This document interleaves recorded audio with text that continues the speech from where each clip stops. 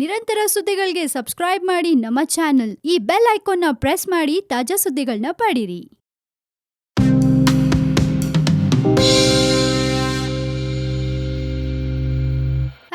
ನೀವು ನೋಡ್ತಾ ಇದ್ರೋ ವನಿಜ Kannada YouTube channel. ನಾನು ರಾಶ್ಮಿ.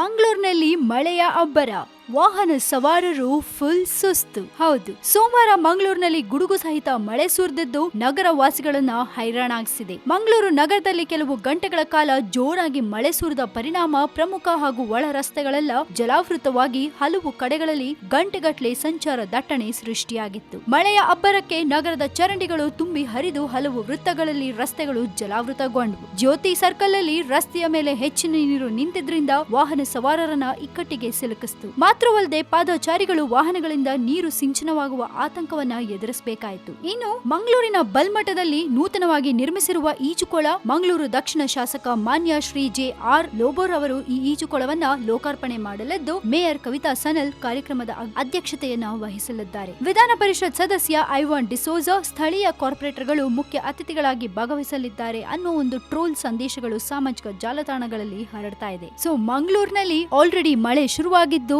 ಅಲ್ಲಿನ ಜನರೆಲ್ಲ ಫುಲ್ ಸುಸ್ತಾಗ್ಬಿಟ್ಟಿದ್ದಾರೆ. ಇನ್ನು ಇದೇ ಮಳೆ ಕರ್ನಾಟಕಕ್ಕೆ ಯಾವಾಗ ಬರುತ್ತೆ ಕಾದ್ ನೋಡ್ಬೇಕಿದೆ. ನೀವೇನ್ ಹೇಳ್ತೀರಾ? ಇದ್ರ ಬಗ್ಗೆ ನಿಮ್ಗೆ ಏನಾದ್ರು ಕಾಮೆಂಟ್ ಕೊಡ್ಬೇಕನ್ಸಿದ್ರೆ ಧಾರಾಳವಾಗಿ ನಮ್ಗೆ ಕಾಮೆಂಟ್ ಮಾಡಿ ಕಳಿಸಿ. ಅಂಡ್ ಇನ್ನಷ್ಟು ಸುದ್ದಿಗಳಿಗೆ ನೀವು ಮರಿದೆ ಸಬ್ಸ್ಕ್ರೈಬ್ ಮಾಡಿ ನಮ್ಮ one India Kannada YouTube channel. ಜೊತೆಗೆ ಈ ನಮ್ಮ ವಿಡಿಯೋ ನಿಮ್ಗೆ ಇಷ್ಟವಾದಲ್ಲಿ ದಯವಿಟ್ಟು ಶೇರ್ ಮಾಡಿ, ಲೈಕ್ ಕೂಡ ಮಾಡಿ.